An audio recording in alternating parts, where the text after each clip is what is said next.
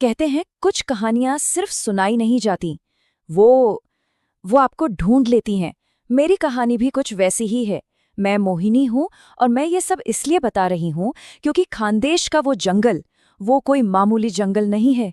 वो एक जिंदा चीज है जो सांस लेती है, याद रखती है, आवाज देती है और फिर अपना हक, अपना हिस्सा मांगती है। ये जो शब्द है ना, ये सिर्फ एक कहानी की शुरुआत नहीं है। ये एक चेतावनी है, एक वादा है जो उस जंगल ने मुझसे किया था।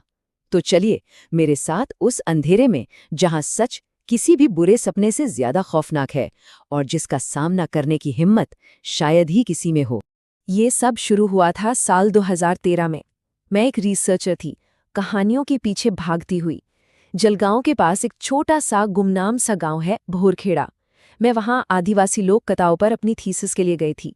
मेरा काम तो बिल्कुल सीधा साधा था, लोगों से मिलो, उनकी कहानियां रिकॉर्ड करो और वापस शहर की अपनी सेफ दुनिया में लौट जाओ। कितनी कितनी भोली थी मैं। मुझे लगा कि मैं कहानियां ढूंढ रही हूं, पर सच तो ये था कि एक कहानी मुझे ढूंढ रही थी। गांव में पहला कदम रखते ही मुझे एक अजीब सा भारीपन महसूस हुआ। एक ऐसी चुप्पी जो किसी भी शोर से ज्यादा डराती है। लोग बात तो कर रहे थे, पर उनकी आंखों में एक पर्दा था। वो कुछ छिपा रहे थे। जब भी मैं उस जंगल के बारे में पूछती तो उनकी जुबान पर ताला लग जाता। कोई उसका नाम तक नहीं लेता था।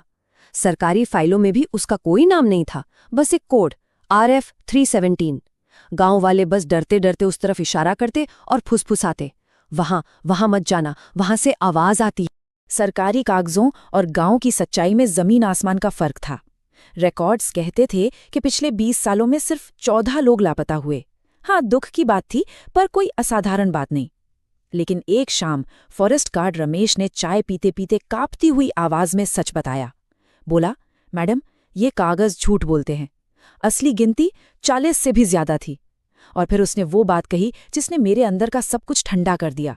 वो बोला, मैडम, जंगल लोगों को मारता नहीं है, वो उन्हें अपने अंदर रख लेता है। मैंने हिम्मत करके गांव के सबसे बुजुर्ग आदमी पाटिल काका से बात की। उनकी आंखों ने न जाने क्या क्या देखा था।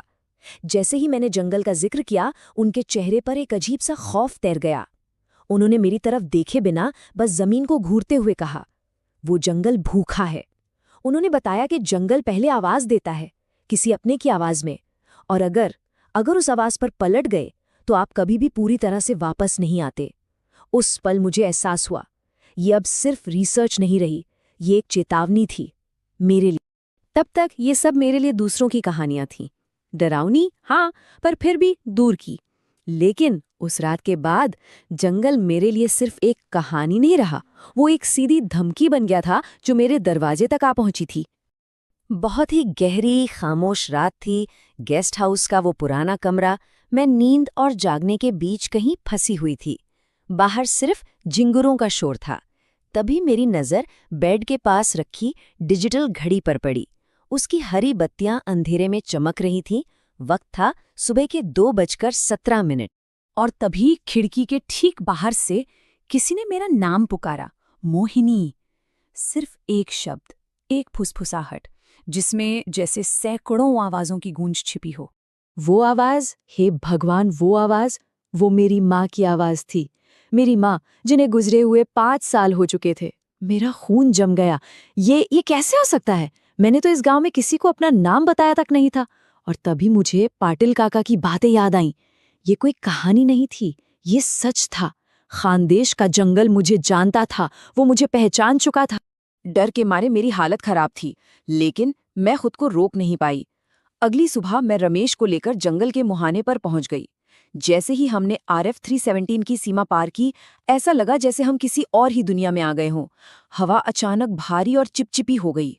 चिड़ियों का चहचहाना बंद हो गया और उसकी जगह एक अजीब, कान फाड़ने वाली चुप्पी ने ले ली। मुझे हर पल लग रहा था कि कोई हमें देख रहा है, पेड़ों के बीच से हजारों आंखें। तभी मेरी नजर एक पेड़ पे पड़ी। उसके तने पर गहरे लाल रंग के निशान थे, सूखे हुए खून जैसे किसी ने भागते हुए आखिरी सांसों में उसे पंजों से खरोचा हो। मेरे हाथ कांप रहे थे, पर मैंने अपना कैमरा निकाला, शायद कोई सबूत मिल जाए। मैंने लेंस से उस जगह पर जूम किया और मेरी सांस अटक गई। पेड़ों के ठीक पीछे एक औरत खड़ी थी, लंबे उलझे हुए बाल, एक मैली सी साड़ी और उसकी आंखें पूरी तरह सफेद थीं, उनमें पुतलियां नहीं थीं।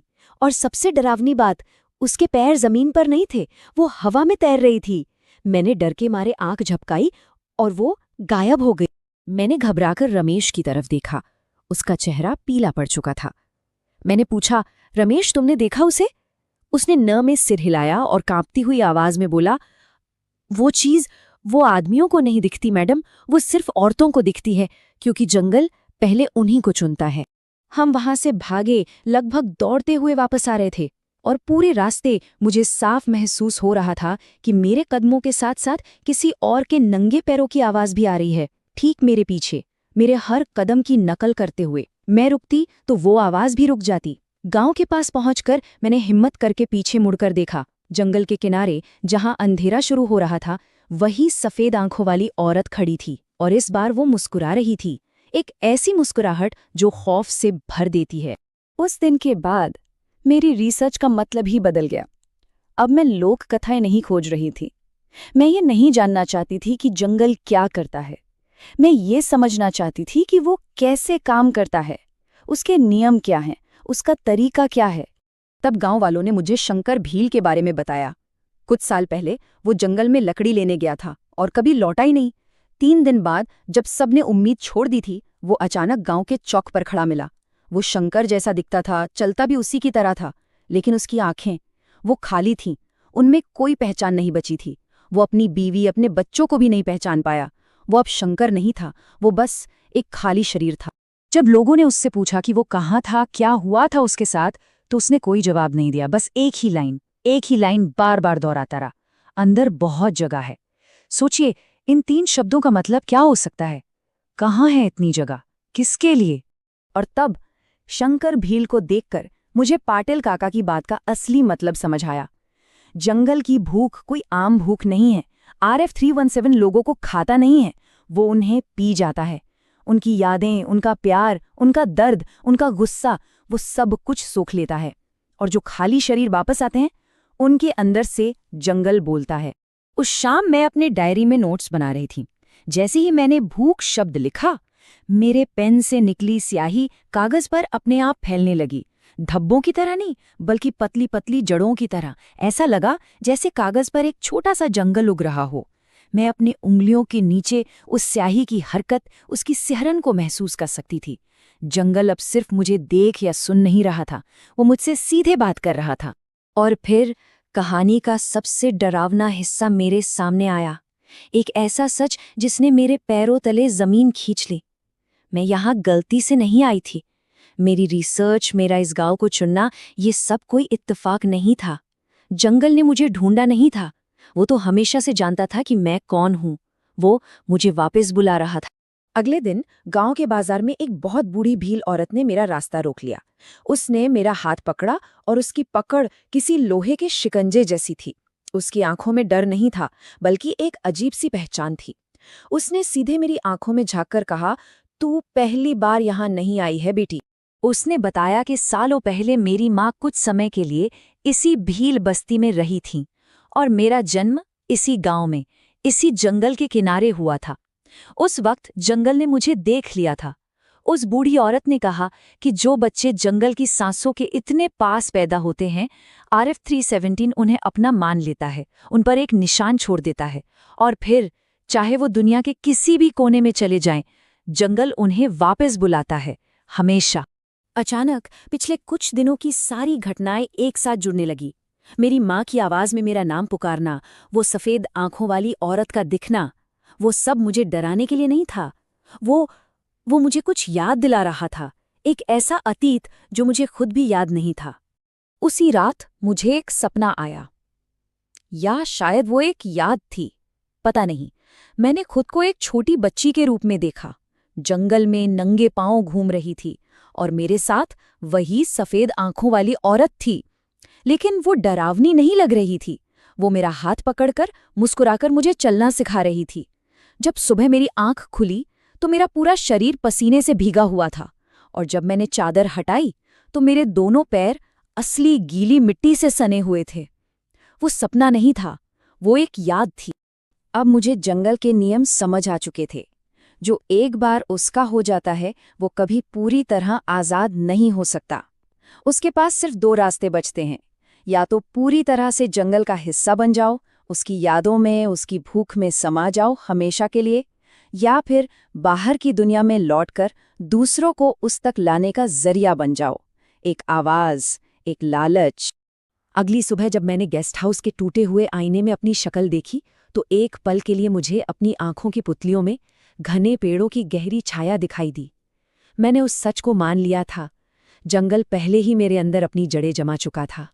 मैंने अपना फैसला कर लिया था और मेरे उस फैसले की वजह से ये खौफ अब सिर्फ खानदेश के उस जंगल तक ही नहीं है, वो बाहर आ चुका है।